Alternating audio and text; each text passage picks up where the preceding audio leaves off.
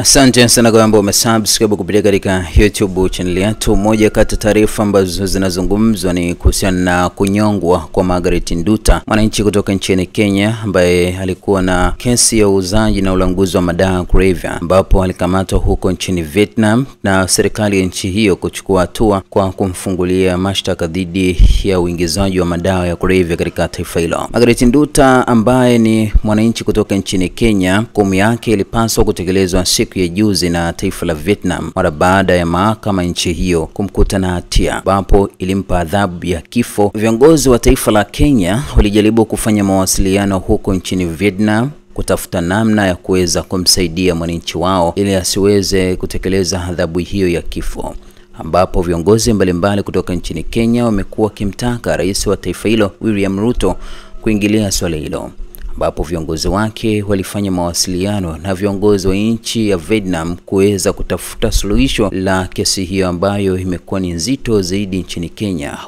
huku baadhi ya wananchi wakisema ya kwamba serikali ya William Ruto ilichelewa kulichukulia swala hilo kiundani zaidi. Kesi ya Margaret Nduta ilianza kunguruma mnamo mwaka 2023, lakini alikutwa na hatia siku ya tarehe 6 Machi mwaka 2025 ambapo alihukumiwa kunyongwa. Hata hivyo, taifa la Vietnam kama ambavyo yalivyo mataifa mengine kutoka Asia hayana msamaha dhidi ya kosa hilo juu ya watu ambao wamekuwa kihusika kwenye ulanguzi na uuzaji wa madawa ya kulevya. Wananchi wamekuwa wakishutumu vikali serikali ya William Ruto kuchelewa kuchukua hatua dhidi ya swala hilo tangu mwaka 2023 mara baada ya Margaret Nduta kukamatwa huko nchini Vietnam, huku kukiwa na taarifa ya kwamba yeye sio mhusika mkuu wa madawa ya kulevya, bali kuna mtu ambaye alimfanyia safari ya kwenda kufanya kazi huko nchini Vietnam na kuweza kumpatia madawa hayo katika begi lake ambalo alisafiri nalo kuelekea nchini Vietnam.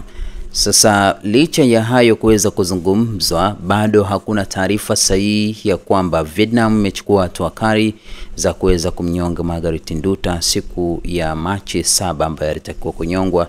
Lakini pia kutokana na mawasiliano ambayo ilifanywa na viongozi wa serikali ya Kenya kuweza kudhibiti hicho kitendo huko nchini Vietnam na kufanya mawasiliano ya kidiplomasia na kutafuta suluhisho juu ya kila ambacho kinaendelea huko nchini Vietnam, na kutokana na taarifa ambazo zimekuwa zikizungumzwa juu ya ulanguzi na uuzaji wa madawa ya kulevya, kuna taarifa ambazo huenda kuna namna moja au nyingine bado hujazifahamu kuhusiana na Margaret Nduta. Kwa mujibu wa vyombo vya habari vya nchini Kenya pamoja na wananchi na wafuasi wa masuala mbalimbali ya kimtandao nchini Kenya, wamekuwa wakisema kwamba hiyo sio mara ya kwanza kwa Margaret Nduta kushikiliwa kuhusiana na madawa ya kulevya. Hiyo ni mara ya pili, ambapo mara ya kwanza aliwahi kushikiliwa kwa uuzaji na ulanguzi wa madawa ya kulevya. Lakini moja kati ya swali kubwa ambalo watu wamekuwa wakijiuliza, aliwezaje kusafiri na madawa ya kulevya katika begi lake pasipo yeye kuweza kufungua begi hilo na kuangalia nini ambacho kiliweka? Ni kwa nini aweze kusafiri na begi ambalo hakuweza kulifanyia uchunguzi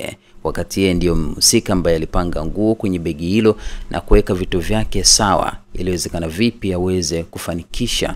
jambo hilo na kusafiri na madawa ya kulevya? Hii ina maana kwamba Margaret Nduta ni mtaalamu wa usafirishaji wa madawa ya kulevya katika sehemu mbalimbali, kwani hata safari yake hakuweza kwenda moja kwa moja Vietnam, bali alipitia njia za uchochoro kuweza kuingia katika taifa hilo, kitu ambacho pia bado kinaibua maswali mengi. Inawezekana vipi mtu ambaye anasafiri kuelekea nchini Vietnam kwa ajili ya kufanya shughuli zake za kikazi aweze kupitia njia zake za mkato? Hivyo baadhi ya wafuasi wa masuala mbalimbali ya mitandao ya kijamii wamekuwa kihoji juu ya maswali hayo. Lakini moja ya jambo kubwa ni kwamba siku ya jana Margaret Nduta aliandika barua kwenda kwa mama yake mzazi kimsi endelee kuwa mvumilivu, kwa sababu yeye alikuwa katika harakati za kutafuta, hivyo amekutwa na hilo jambo huko nchini Vietnam.